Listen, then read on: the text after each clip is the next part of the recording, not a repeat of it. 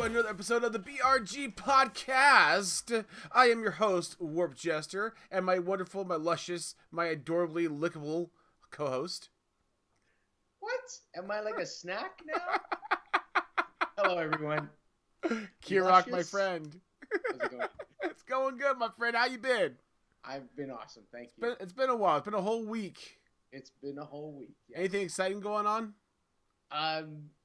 Honestly, nothing but Switch. Nothing but Zelda. Nothing but Zelda. I've been putting so much time into it, and I don't really have a lot to show for it. It's just the way I play games. But it's beautiful. It's a masterpiece. It's great, too, because like on my lunch hour at work, pull that thing out, play a bit. So much fun. Get home, play it on the TV with the Pro. Fair enough. So yeah. I got to ask you, how have you actually been really utilizing the docking ability to play on a big TV and then walk away with it? Yeah, I have. So I love it. It's great. I'm just really curious if that's more of a gimmick or people are actually utilizing it. It sounds like... I think it's the greatest thing ever. And like I told you the last episode, you don't have to force it down. Just drops right in. Yeah, it drops right in and goes. Just slips right in. Don't apologize. No Vaseline. No Vaseline needed. Maybe a little bit of KY, but I don't know if they have that in the U.S. Awesome. And as you guys can see, hiding back behind me here in the corner is Cosmic again. He's actually playing ships right now as we speak. Nice. I'll flip my camera a little bit for you, but here he is. He's over there playing ships, doing some more ship gaming. So he'll be back there giggling once in a while, I'm sure. So today we're gonna be switching things up a little bit in the format. We're actually gonna start kind of playing with and testing a little bit more of the format we're gonna be rolling out in Podcast 2.0. We'll talk about that a little more towards the end of the podcast here. So bear with us. We certainly do appreciate feedback, obviously. We'll be, I'm sure, rough around the edge at the beginning, but we'll make it work. So that said, we're gonna go ahead and slip into the speed bites.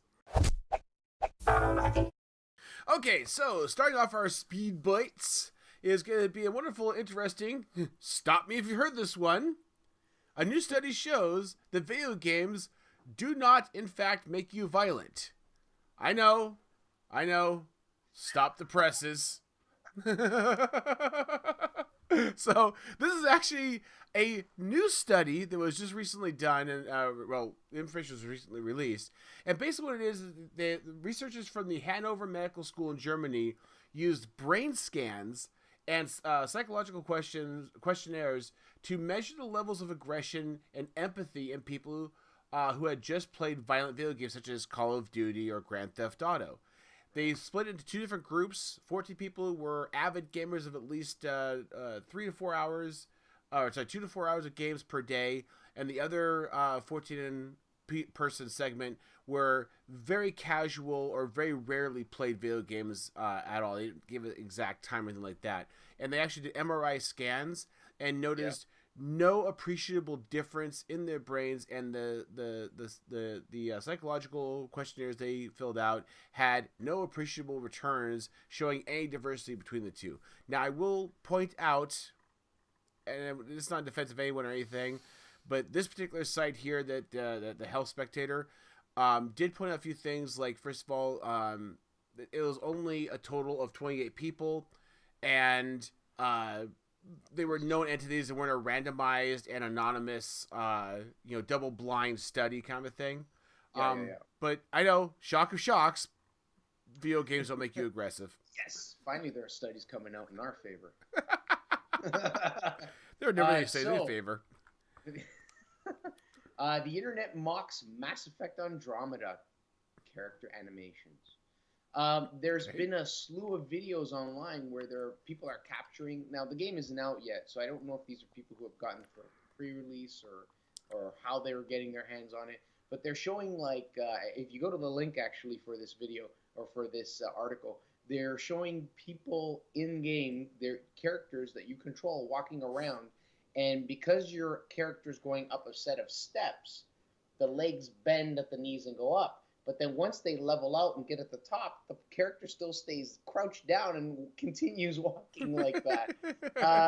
There's another part or another video where they show a character kind of just like have a conversation facing the player and then turn around and walk away. And they walk away in such a strange way that somebody clipped in a gorilla in a zoo, kind of doing the exact same motion, facing you, turning around and walking away, and it looks identical. It's like they did body mapping off the gorilla. It's hilarious. Like some people, and this is before the game around, so they're saying this isn't good. That people are already making fun of this, but it's just funny. I equate it to just fun right now. The game comes out soon. I can't remember exact date. I think we have it in the releases further down, and the game will probably be good gameplay. I don't think most people who play this kind of game. Here's hoping. Yeah. So here's hoping. Anyways, it's just hilarious. You got to check it out. I will do that. Hey, in other news, let's talk about that bad review of Breath of the Wild.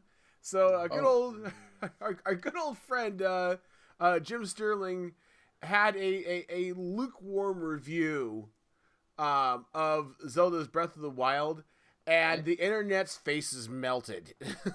So basically, per usual, Sterling noted that he started getting the normal backlash of violent posts, rant mails, threats of death, and also DDoS attacks.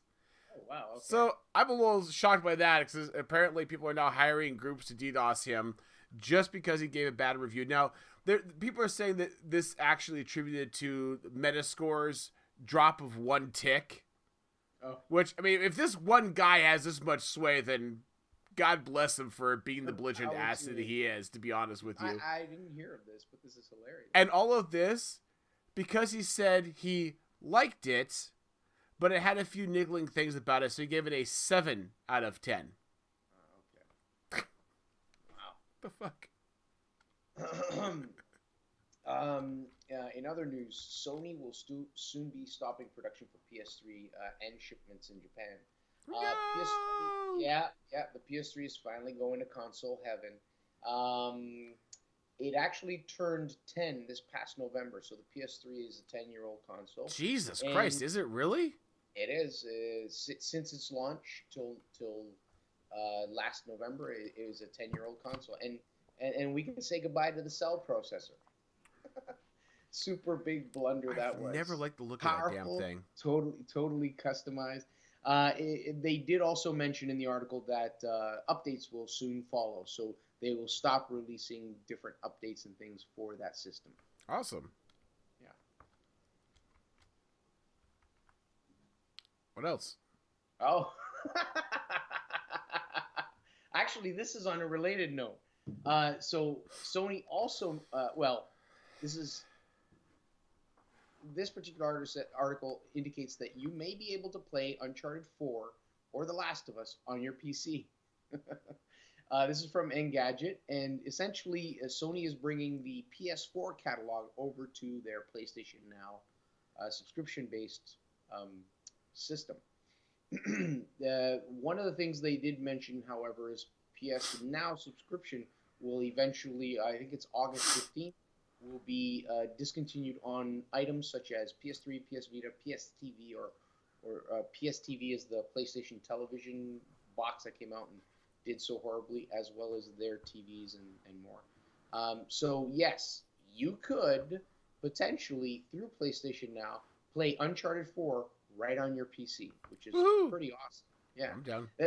It's awesome. I love the idea. The only thing is you got to have a really kick-ass internet connection because it is streaming, unlike what Xbox is doing, Game Pass that we talked about last week. Yay! Hey, Kirik. Yeah. Kirik. What? Do you know what this is? That's a mallet. No, it's a band hammer. I borrowed it from Blizzard. Blizzard done pulled out the band hammer again. So apparently, after some coaxing from the forums, they were made aware of people who are offering their services to run people through dungeons for real-world money. So basically, it's a paid guide, so to speak, to run them through dungeons to help them out with leveling, getting trinkets, etc. And Blizzard, in proper Blizzard fashion, laid down the ban hammer and banned a whole bunch of accounts, which they did go onto the forums and note a lot of these accounts were from a high-ranking guild. So, ouch. And this is permabans. Yeah. And they said this is to make a point and a warning to all others that you don't do this. You don't charge people real money to do things like this. So, hey guys, don't do that. Don't. And you know, also really fun when it comes to the whole banning thing. Nintendo done laying down the banning again, and they're actually they have their own ban hammer. They have their own ban hammers. It's great. Basically, they have decided that they're not happy about a lot of things, but you know, whatever. But anyways, I'm pretty sure this is probably gonna go over poorly with them. So Nintendo Switch has been hacked. Do you think Nintendo's gonna let this one slide? Probably not. So, OS hacker Qwerty, oh good lord, Qwerty UIP, IOP, I don't know. He's a well-known person for doing cracks for like iOS and other things, and he has released proof of concept publicly for cracking open the Switch. Now, at this point, there's nothing really to do with it per se, but it does open the world to modding the Switch as well as pirating games, which yay and boo, to be honest with you. You know what? I don't want pirating. I want to be able to mod it so that I can stream my PC games to my Switch. Still on the same network, but I don't mind.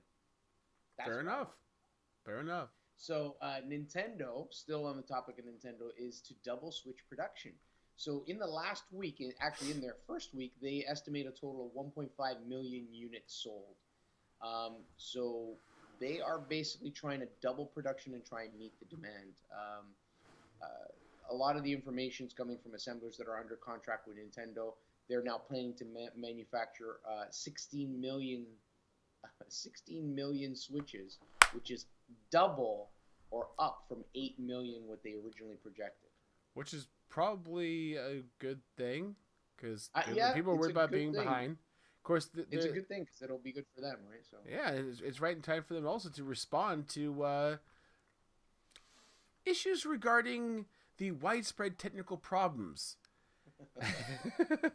And yeah, they have ever so kindly responded to this, and the response, nothing's wrong. Yeah, it's all good. Don't worry. It's all good. No, we're fine. In a post, they actually just say it is common for any new innovation, consumer technologies. Consumers have questions, and Nintendo Switch is no exception. To best support our customers, they basically go on to say we continue to update online customer support site in real time to answer questions and so on. And additionally, they have noted that they are in fact checking or fact finding mode.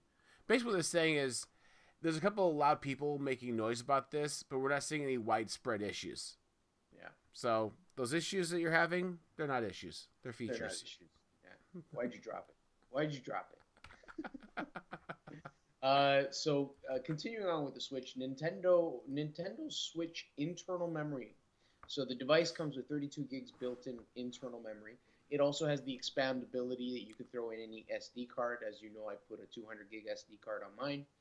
The load times for games, Digital Foundry actually did the testing for this, and they have basically come out saying that the internal memory loads games faster than if, let's say, you had those games on the SD card.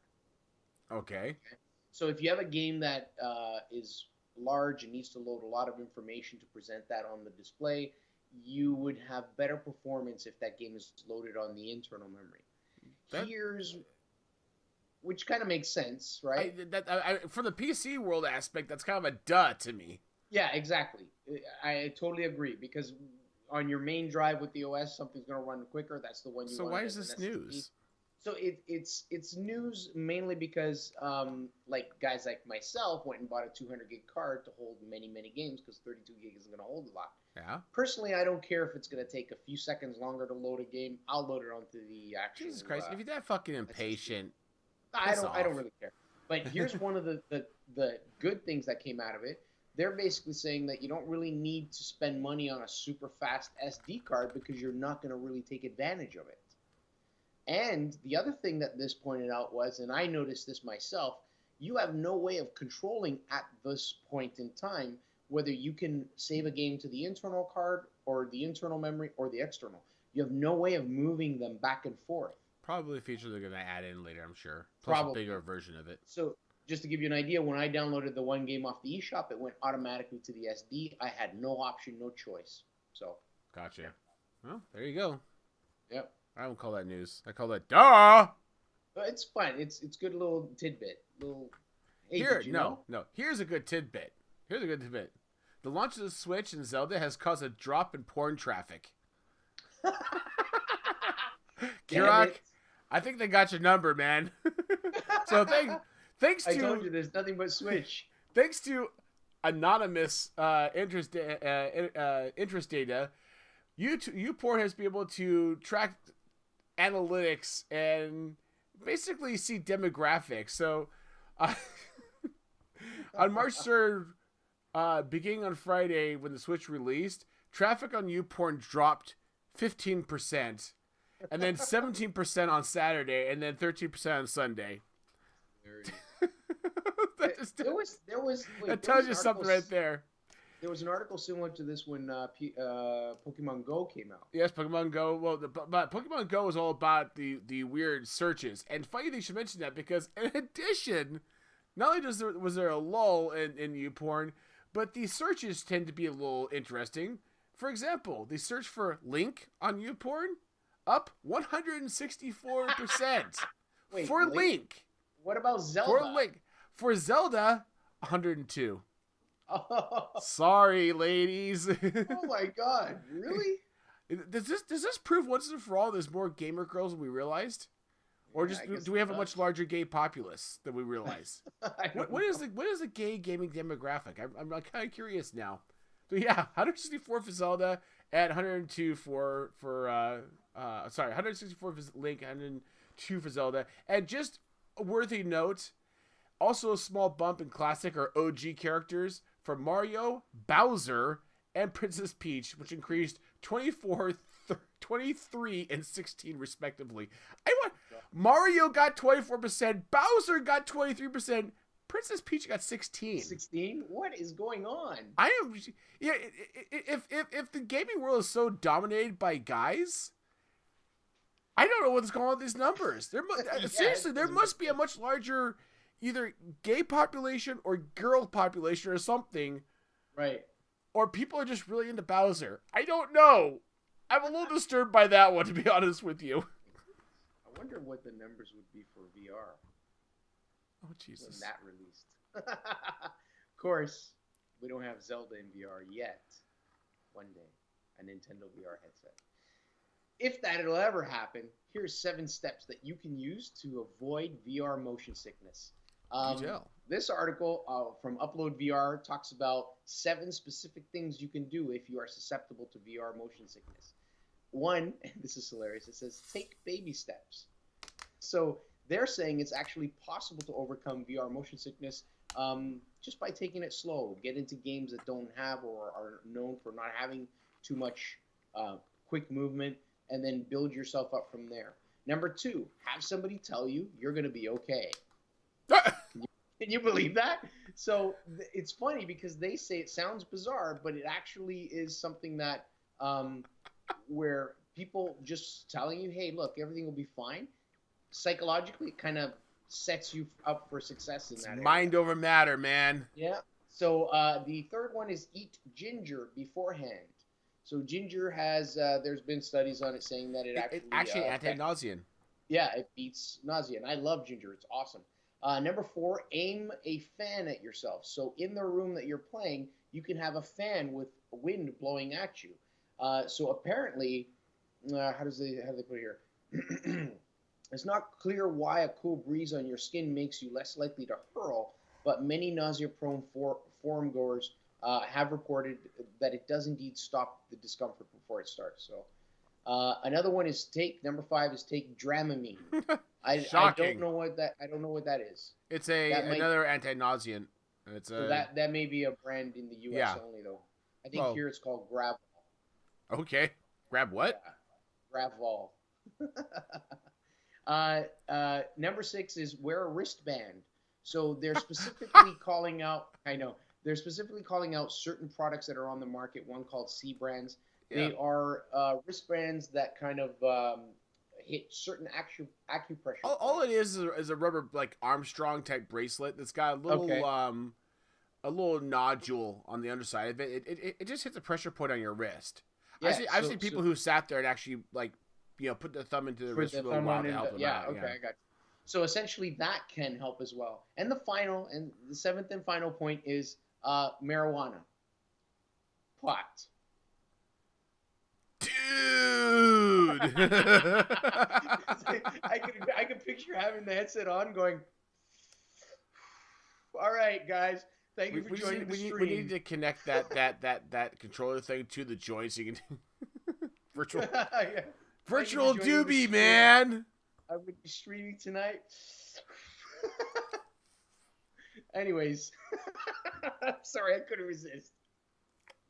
Anyways, moving right along. Hey, guess what? Guess what? What? EverQuest turned 18. Yeah. EverQuest can legally look at shit on YouTube or YouPorn. I loved EverQuest back in the day. I got Cosmic into EverQuest. We played that game sucked the living life out of us for quite a while. So, happy birthday, EverQuest, and just a couple little factoids for you guys. Being 18 years old, the level cap started out at level 50. It's now level 100. It has 21 expansions. 21. Is it 100? Level 100. Is the net 50 to 100. Has 21 expansions. Has over 500 zones. 16 races and 16 classes you can play with. Thousands of alternative abilities, alternative points you can put your XP into. So when you max out your level, you can put alternative points in.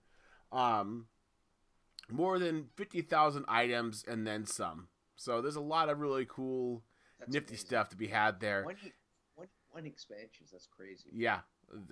Dude, old school game. I've gone back and played the old school version on an old server called P99. I love it to death. I want to get back into it again.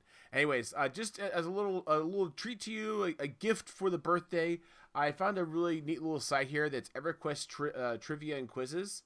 So I'll try my best to remember to put that link in the show notes of the video, so you guys can click on it. There's a bunch of really cool links there. I did one of them, the EverQuest one here. I am rusty as all hell. I'm not well versed anymore. Cool. So that's been almost 2 decades. That's amazing. Yep. So another game that's been around for decades. Only this is not the video type game. It's the tabletop game. Monopoly will be changing forever. Forever. So the 2017 iteration of Monopoly will be losing some of its iconic tokens, specifically 3 of them. That's right. The boot, the thimble, and the wheelbarrow are all kicking the bucket, buying the farm. They're all going way of the, I don't know what to say. They're all done. Way of the wheelbarrow. Thank you. The company that makes it, I don't know if they're who are they? Hasbro or Damned if I know. Okay. Well, they opened it up to the internet, and the internet voted on what new tokens would be replacing that, and voted in are a T-Rex, rubber ducky, and a penguin. So basically, T-Rex, rubber ducky, penguin replaces boot, thimble, wheelbarrow. You know, 2017. I'm okay with this. You're okay with it? I'm okay with this. All right, cool. I'm like T-Rex. Yeah, why not? Rubber ducky's fine, and everybody loves a penguin. Well, there you go. Keep it up with legacy and making it awesome again. Yep. Not keeping up with legacy. Microsoft. Oh. So little shift to pace here, guys. I'm sorry we're running long on this, but so Microsoft has, I don't know if you ever caught it before, but they've been bantered around about not updating OSs for older not updating OSs on newer chips. So older OSs not going to be getting any kind of Windows updates. So basically, the real quick down and dirty on this is going forward. I didn't get an exact date. Anybody with Windows 7, Windows 8, 8.1, the older versions there, are no longer going to be getting updates if they're on, or basically running the newer chips. That's going to be KB Lake and Ryzen chips, to give you an example. So I'll be honest with you, things change, and trying to create a bunch of code to make everything compatible for older systems on newer software is kind of ridiculous. And quite frankly, if it's that big a deal to you, get on Windows 10. It's not that big a deal. Yeah. So there you go. In the movie making news, which can affect video games, Matrix reboot is finally giving us, possibly going to give us a good Matrix video game. So there's talk about, this is from Polygon, talk about Matrix being rebooted. No. Right? I know this is part of the reason why I brought it up. No. I wanted to put this in there, thinking to myself, I want to know what Warp thinks about this, because both you and I absolutely adore the original Matrix, the first one. Mm-hmm. And so I hear this, and you'll notice, and further down in the notes, I wrote, also, who else is with me on this? Do we even need a reboot? No, we don't. No, I agree, 100%. But just going back to the article, the discussion is that they're rebooting it. Hopefully, it can bring about at least a decent video game. In the history of the movie, they've released 3 video games: Enter the Matrix in 2003, which I have on Xbox, The Matrix Online in 2005, and The Matrix Path of Neo 2005 as well. All of them, which were kind of like, well, they were a game made for a movie. Yeah, I know. Back then too, and the graphics compared to we don't need a reboot on this, guys. But I agree. Hearing them trying to wring out any more profit out of Matrix was bad enough, and then realize it's a reboot. No. Yeah. No. If anything, they could have made like a new story along the line of the universe and the timeline. Yeah. Not a reboot. Sure. No. No, I agree. No. Hey, in other media news, Game of Thrones release date promotion gets the cold reception. So, Wire reports about HBO's marketing team decided this brilliant idea of a live stream release of the date for season 7 to start. This is the final season of that. And their brilliant idea was to hide it in a block of ice and watch it melt. I didn't hear this, but right away, like, my reaction. Literally, it's a live stream of watching ice melt. This is, some marketing person had this idea to do something that is the modern digital equivalent of watching paint dry. It's amazing. Needless to say, after a few hours of watching nothing happen, a blizzard of tweets started coming in. Things like, welcome to 2017, where over 100,000 people are watching a live stream of ice melting. Another one, if one distracted sailor had paid as much attention to staring at ice in 1912, Leonardo DiCaprio would be alive today. So people figured out that you could type fire and dragon's breath flames would come out and help melt the ice a little more. And there were a couple of times where they stopped the stream to kind of help the process along. But by then, the damage was already done. So there you go. Oh, by the way, July 16th. I am so there. Oh, okay, cool. All right, guys. That's Speed Bites. I'm sorry that took so long. We'll work on that. There's so much news, and honestly, we've actually dashed a bunch of it, so I apologize. Let's go ahead and get into the Meaty Bites. So, For the meaty bite main topic that we're going to be talking about, I actually kind of like. Well, I looked through and I picked it myself. It's about virtual reality and what virtual reality brings with it. So the main topic or the main headline is it okay to stab, shoot, or kill people in virtual reality? The answer is yes.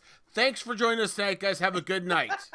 Actually, this ties into the very first one you mentioned in the Speedy Bites. This is going to throw it out the window, and you know it. Yeah, it comes from Upload VR. I did go back and they changed it. Now their topic basically is called "When Does Virtual Reality Violence Get Too Real?" which essentially is what he's trying to get across. The writer, his name is Joe Durbin, brings up the morality of killing humans in VR. So this isn't an old topic overall, simply because of the fact that they have always been saying that video games and violence in video games can make people violent. But when you consider virtual reality and what it does, how it's supposed to be that extra step of being more immersed, more visceral, then at that point he does bring up a good point. Should we be considering certain things? Now, don't get me wrong. Okay. Killing's been around in video games since the very beginning. Simple games like Super Mario Brothers, Zelda, Pac-Man. You know, when that ghost hits Pac-Man, that's a death. Only then it was like, oh, this is a cute little video game, a little yellow puck walking around the screen. It dies. So it wasn't related to something violent. It wasn't related to something realistic. You're killing and eating an entity. That's Yes. not violent. That's wrong. So, over the years, games have become more realistic. Simple, innocent deaths in games have become realistic, grotesque, and violent. For example, like one game that comes to mind is BioShock. And this is why I put the picture in the link. There's one point in the game, and sorry, spoilers, where the main player kills Comstock in the game. If you don't know who that is, just look it up online. You can Great. the whole Thanks for ruining it for me. I was watching BDA series on there, and I didn't get a chance. Get out of here. Are you serious? Yeah. Oh, I'm sorry. Well, let me take you through how you kill him. You end up strangling him and knocking his head on like a little marble fountain, and blood comes out everywhere. So it's not so much the graphics, because it's a few years old now. So the graphics back at that time were really amazing. But it's the act. But it's the act, exactly. And the act is put in the hands of the player, right? So that game made you murder someone, right? And there was no other way to play that out. I played the game a couple times, and in that same scenario, you end up killing him that way. So when you're not looking at you porn, you're killing digital people. Yes. So now with the advent of VR, excuse me, this is the next evolution, and the need to kill in games has a whole new level of realism. Essentially, and I've played some games where you're in the virtual world, so you got the headset on, you're in the virtual world, and your brain really thinks you're there, right? So some games that are out there right now available on Steam, for example, are some shooters, one called Pavlov VR, another one is Onward. I wanted to buy this game, as well as Arizona Sunshine, which I have and I haven't played yet. Oh, Lord. But these games are quite violent. It involves shooting other people. Some of them are even multiplayer games where you're shooting other players playing the game, just like you would on an Xbox, only this time in a virtual reality world. Okay.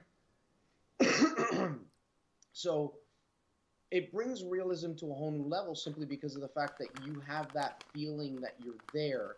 And when you're killing someone, it's no longer something that's happening on the display. It's something that's happening in a three-dimensional environment. Now, the graphics aren't very high-end, right?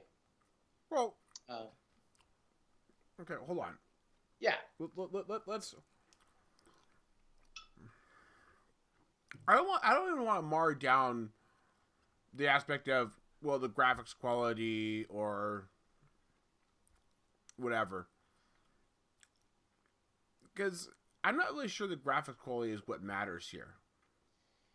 Let's be honest. No, it's the act. Agreed. But at the same time, but you said in yourself. VR, the graphics will sell it. But you said yourself, you're playing BioShock on the PC, and you have to choke and bash somebody's head against something. Yes, and blood splatters. Yeah, but VR is a more visceral, more real experience because your entire vision is filled with it. Yeah.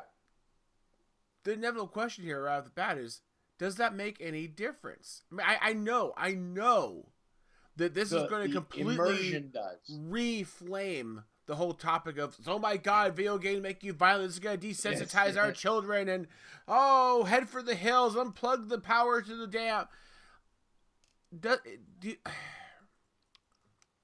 Really? Is this any different from just having a bigger screen TV that fills up more of my vision when I'm playing versus a small little 15-inch monitor? I think it does. I'll explain why I think it does, okay? There's a particular game that's more like a demo, and I may have mentioned this in an older episode, where you are attacked by a creature that's rushing you. In VR, your natural instinct, and I did this, and I played that same part 3 times over to get the courage not to step out of the way. And in the real world, I stepped out of the way only because this thing was coming at me, and I was immersed in this three-dimensional world. We're not talking about a violent act. We're talking about that sense of presence. I've damn near got an ass over tea kettle in my office chair because of a scary game on my computer screen.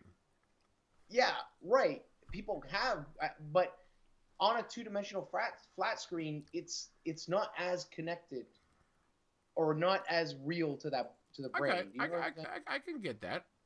So at this point, what they're saying too is most of these type of games, like Onward and Pavlov, they are boxy, low poly count enemies that you come up against. But the point is that's going to change because games like GoldenEye 007 was still shooting people, but that graphic is way different than BioShock Infinite, where you bash this guy's head into a porcelain fountain or whatever it is. You know what I'm saying? So at that point, what I'm trying to get out of, or reading the article and understanding from the article, is that VR has the immersion aspect, but what we're waiting for is that part where the graphics become super or hyper realistic. And it's going to happen. It's going to you can't get around it. I don't have to worry about getting around it because the fact is, and forgive me, what you're saying is exactly what they said 10 years ago. Yeah. Sure, the game is a bunch of boxy polygon people now, but the graphics are getting better. Look at the current Call of Duty and Battlefield, and oh my God! So you hear, you put these surround sound headphones on, and there's blood, and it's so realistic. Yeah. And once it gets to that point, it's gonna change things. It's gonna make people ire. It's gonna make them violent and everything else. And we talked at the top of the show. It doesn't. I understand that. I understand this is another way to become even more realistic, but the fact that matters, it hasn't made a damn bit of difference. So, but it's still at that level. Okay, here's where I kind of get what he's talking about in the article. You're still at that level where it's discernible. When you get into virtual reality, it becomes very difficult to discern virtual from reality, other than the fact that you know you're in there. Eventually, if the graphics get to that point, you could potentially be in a virtual world on the headset and not even realize you're in a fake world. You know what I'm saying? It could potentially get to that point. That's all I'm getting at. I mean, Joe, the author. Oh, sorry, you wanted to say something? No. Yeah. I just had an evil idea, but I just something like these jump scare games like we're showing on the screen here, and just have a party. Friend gets drunk, pass out on the couch, slip the VR goggles on him. I love where you're going with that. That's awesome. I'm gonna try that. That's true testing, because then you don't. That's true. Yes. Then the person doesn't know if he's in VR or not. Then you get some real data. Just saying. I love it. So he writes specifically, and I'll quote. He says, "Is it time to start considering the moral and psychological ramifications of shooting, attacking, and ultimately killing other humans inside a hyper immersive VR headset?" Like, the only game that I think right now has like pretty damn good horror would be, and I can't say for sure because I don't have the game myself, would be Resident Evil on the PSVR. Oh, yeah. And that's the kind of game where it's not, well, it is violent, but at the same time it's an aspect of horror rather than tense shooting and things like that, like Onward is. And a game like that, that's got to be freaky because you're actually in that experience. And I would, so I mean, could that have any ramifications, any mental, psychological problems with someone down the line, someone who may be susceptible to that kind of stuff? So what is, in a synopsis, what is Joe's take on this? So he's not asking a question? He's not so much saying that we got to be careful, this is what we got to do. He's just saying, hey, I'm playing these games and I'm killing tons of people in there. And it's pretty damn real. Should we be looking at this and questioning it? That's his whole article, right? Like games, physics, wind blowing, water dynamics, all of them are so photorealistic. You have games like for Horizon Zero Dawn on a PS4, which is like you're playing a movie, but it's still not that sense of depth, that sense of 3D. Okay. Once the technology catches up on the VR front, that could be really good or really, really bad, potentially. So what do you think? Going on the assumption, okay, that, my opinion, that at some point, virtual reality is going to be damn near photorealistic on whatever iteration. So you slip it on, and other than feeling the pressure of a toaster fucking your face, you're not going to realize that you're in VR. That it's that good.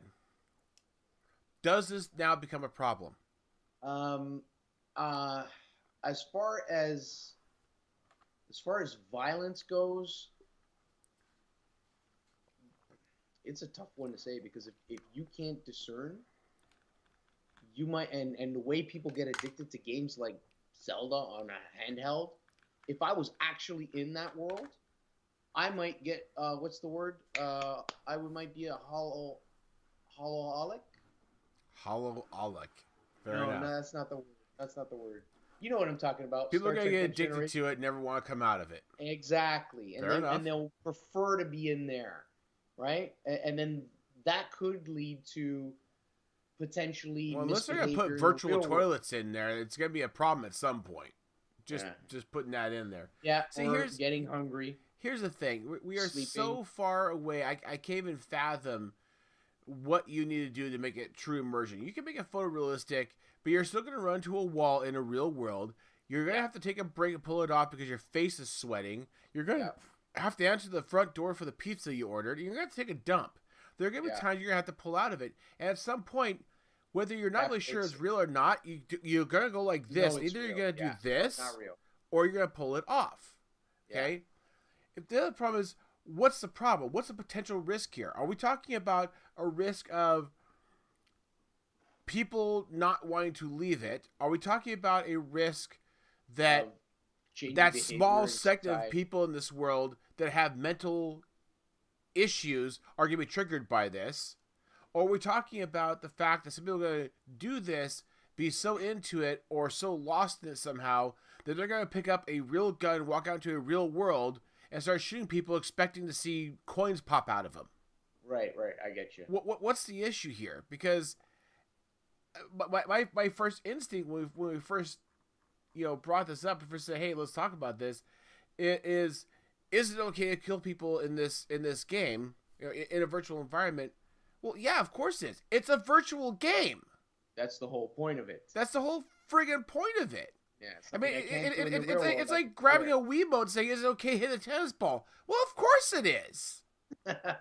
Well, I mean, it's just going to be interesting to see how over the next, say, decade, it will affect, well, yeah, but I mean, or if it'll affect at all. what's VR? Again, I'm just going to the assumption and trying to theorize the concept of where VR will be at by then. And I've seen all the hokey crap. I know what technology's pace of movement's been. And the fact of the matter is, I just don't understand what the question here is, because is it okay to kill zombies? Yes. Whether they're real or not. If I see a zombie, I'm fucking shooting it, whether it's real or not. If it's not real, I get points. If it is real, I stay alive. This is good training for the inevitable apocalypse. There you go. Well, he just brings up the question. That's it. Like he says, where does he say? He says, but when things start getting more real for games like Onward or other person's first-person shooter, there's going to have to be a responsibility for other people to consider, or for people to consider. No. We'll see. No. Nope. I'm sorry, but nope, he's wrong. No. Okay. But I'll play like be in VR. It'd be kind of cool. Anyways, guys, let us know your thoughts and opinions. I'd love to see some comments down below. And let us know if you have any input on this topic. And I'm really curious to get other people's views on it. Don't get me wrong. I'm kind of playing the dark side of this here and being a naysayer. But the fact of the matter is for everything that Kirak has pointed out and talked about in this article, it's things that I personally heard before. I want to see if you've heard them before or what your take is on it. Does this make a difference? Is the fact that we've gone from small screens to big screens the same thing as going to VR? The fact that we've gone from low graphics to high graphics make the difference between it being okay to pew a cube versus pew a person, you know? Right. Let us know. All right. And that said, we're going to go ahead and move on. All right, guys, moving on to the calendar. Quick note on events. Well, BRG has one event coming up. It's going to be on March 25th. We're actually going to be doing Rocket League. Rocket League has a new thing coming out called Drop Shot. Watch the trailer. You can go to ballrocketgaming.com and find the trailer there if you like, or I'm sure you just look up Drop Shot and you'll find it. It looks amazingly fun. If you've played this game before, you know how much fun this is, and this looks like a whole new ball game, so to speak, you know, pun intended. So March 25th, check it out there. If you're part of BRG, make sure you sign on to that, because it looks like it's going to be an absolute blast. And if you're not part of BRG, now is a good time to come join us. On to game releases. I'm gonna go through them real quick. March 21st, big game, Mass Effect Andromeda, role-playing exploration adventure type game for PC, PS4, and Xbox One. Ooh. Also on the 21st, the Troll and I. It's a mythical action adventure. Watch the trailer; it's pretty neat. For PC, PS4, and Xbox One. I thought it was like gamification of being a dickhead on the internet. Oh no! Oh god! I just got that. That's awesome. Also, Tukiden. I think that's how you say it. Tukiden #2 or Tukiden 2. It's a role-playing game for PC, PS4, and PS Vita in North America. Wow. March 22nd. This is the Police is coming out. It is a strategy adventure type game for PS4 and Xbox One. Also, on the same date, 22nd, Hollow Bunnies Pause Cafe. Action exploration. Hollow Bunnies. I know. I read the name. I was like, Hollow Bunnies? It's an action exploration retro side-scroller for the PC. March 23rd, a pretty big title, Rock Band, but it's Rock Band VR. Yeah, it's more realistic. Okay? You can really bash that guitar on the ground now. No, my kid wants to do drugs and sing. Music, rhythm, and it is only on Oculus Rift. And the last one. Really? March 24 is probably going to come out on Vive eventually. March 24 is Dreamfall Chapters. It's an adventure type game. It is the second part in Dreamfall: The Longest Journey, which I played on Xbox, which was great. It's an adventure type game for PS4 and Xbox One. I think this Dreamfall chapters though came out for Steam a while back because I think I have it in my library. Very cool. And that's it. Yeah. All right, so you guys are interested. Now it's time to go check this out and get your game on. All right, guys, so we're going to get this wrapped up here. As always, we certainly do appreciate you guys sitting with us through the news and getting learned about what's going on. And, of course, we certainly do welcome feedback from you. So we encourage feedback. You can either comment down below in the YouTube notes, or you can go over to the forums. You can also comment there. We do have a section for feedback and whatnot. It is a place to do it. And, there may be different places in the future. One last thing I do want to leave you guys with, just because we really want to put it in, because we like having fun, and that is our pound winning. I'm not gonna play the audio for you because, quite frankly, YouTube and all. But if you happen to listen or watch the show all the way through last week and got to the outtakes at the end, you may have seen a small glimpse from this video, and maybe wondered why me and Kirak are so strange. This will explain everything, so I encourage you. I'll try to make sure to put this in the show notes so you can go find it. If anything more, just look up Weird Russian Singer. Anyways, Kirak, my friend. Yes. What is up with you? I am. All I'm doing is playing games, man. Zelda. I have Ghost Recon Wildlands. Came out on the 7th. Mm-hmm. Still sealed in the package. Link is just taking control of my life. Well, apparently he's very popular on YouPorn too, so. No, I mean on the Switch. Uh-huh. Take it easy there. Uh-huh. What about Project Singularity? Anything going on there? Project Singularity, not a whole lot. Like, I mean, there was a gaming night. I was at work. I couldn't make it, so I haven't really spoken a lot to the guys. They were emailing each other back and forth, and I was kind of following what they were talking about. But do you ever have the whole idea of it is to have it on different nights and different days, so you can all get a chance to play together. And yet, every time I talk to you about this, every time I bring it up, actually, your comment is always, "Yeah, but I was working. Yeah, but I was working." No, actually, the last gaming night on the Thursday, I was home. No one came. Other people were doing different things. Walden popped in. We hung around in TeamSpeak for a bit, chatted. That was it. We didn't play anything. Well, at least got a little time with them. Yeah. Exciting. So you can start recording your Switch so you can start posting the video up. No. Well, I'm not. Well, actually, I have a question about that. I can't be recording any of the Zelda stuff because that's Nintendo. They'll just flag it in 2 seconds, right? Probably. Yeah. So, I have no idea. Other games like I Am Setsuna, when I start getting into that, I'll probably record or show something. Fair enough. Yeah. All right. Always, guys, keep up with Kirak on his Twitter page. Kirak is doing a good job being super active there, so you can always see what's going on. Right, Kirak? Yes, absolutely. Just look up Kirak Craft, guys. You'll find him. I myself am very excited. I actually, this past week, it was a great week. Over the past weekend, coming into the week, I actually managed to edit a whole bunch, 5 or 6 of my video blog things, as well as I actually was able to record 3 or 4 sittings of World of Warships with Cosmic here and Tweak online. So we actually got together that. So I'm going to start getting those edited and thrown up here. So you actually see some activity on this channel again. As crazy as it be. And you can actually go over to my Warp Moto vlog site and you can pick up the newest episode of the Shitty Moto vlog. So that's the official name now? That is the official name, Shitty Moto vlog. I use a really cheap ass POS camera because it's all I can afford, and I don't have a mic or anything to use with it, so I literally have my visor up and just yelling at the camera. It's awesome. I think I watched the last one too.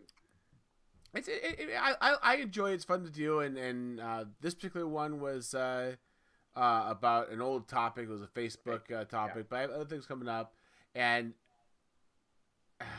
probably because of all the videos I had to put in front of it, probably about a month and a half away, I'll actually have a vlog about the accident that happened in front of me, and then the actual video footage of the accident coming out just after that. So you actually see the crash and me chase down a hit and run driver and catch him and read him the riot act. Right. So look forward to that. All right, guys. I want to once again remind you that we are a part of Bar Rocket Gaming. We are a fantabulous group of people. I'm inspired. There's so many new things coming up, plans and ideas and whatnot. I'm absolutely tickled pink. We've got the events coming up. We've got another town hall coming up here pretty soon. Town halls are great. Town halls are where literally we all get together. We talk about the state of the union, so to speak, and go over what's going on with BRG, what the plans are, where we're at, and so on. And it's an open door town hall, so anybody's welcome to join us. If you're curious about Bar Rocket, kind of want to get to know who the people are, what goes on in the group, the town hall is the best way to do it. So you're certainly welcome to hit us up there. Keep an eye on the events tab. We'll let you know when that one's coming down the pipe, and we'll go from there. But just definitely, if you're curious, want to know more, feel free to pop in and say hi to us. We are some friendly, if not strange people, and we encourage it. And of course, guys, you can keep up on what's going on with us. We do have a Twitter account. We do have a Gmail Plus account, which I don't think we do garbage with, but nevertheless, it's there. We also have, of course, our YouTube channel, so you can go over to the YouTube channel, like and subscribe if you like. Keep up with what's going on. We got a lot of podcasts coming out every week. We have a monthly rundown for all the people who are in BRG. A bunch of other stuff going on. I personally am ecstatic right now because me and Karak are coming down to the wire, the final bits and bobs of what's going to be Podcast 2.0. You'll see a little bit in this episode, just in terms of the format and layout of it. And again, we certainly do welcome your inputs and suggestions. Be easy on us. We're changing the format up, so we're gonna trip over our own toes for a little bit until we get things kind of hammered out. But I will tell you right now, I am very, very excited. We worked on the intro and outro and some other bits for the visuals and audio, and I am just absolutely elated. It is really coming together, so I'm really excited. First episode will be recorded on April 1st. It will be out April 3rd, so look forward to that. We've, of course, got a couple episodes still between us, between this and that, so, keep connected. You'll find out more soon. And, guys, please, again, we're always looking to have more people join us, more people have fun with us. Feel free to give us a shout out on whatever social media you're using. And if you'd like, you're welcome to stop by our Patreon account at Bar Rocket Gaming on Patreon, and you can donate $1 and get a thank you. You can donate $50 and get a t-shirt. If you donate a few $1,000s, you get a date with Kirok. So you got a lot of options here. Just let us know which one you want to go with. As soon as the payments go through, we'll get everything sorted for you. You will have to pay for flight and shipping, because the crate itself costs a lot. I got poke holes in the damn thing. It's a real pain.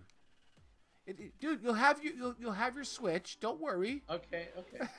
As long as the flight isn't more than 3 hours long. I'll just carry a battery pack. Oh, okay. All right. See, that's covered. and a small coffee can. That's for something else. All right, guys. Have a good night. Good night, everybody. Bye.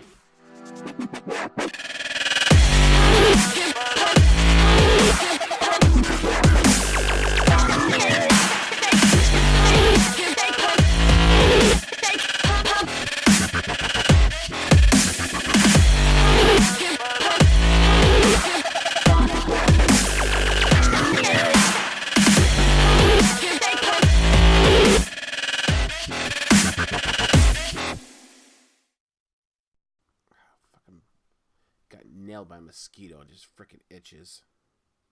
Oh yeah, that's good stuff right there. Oh yeah.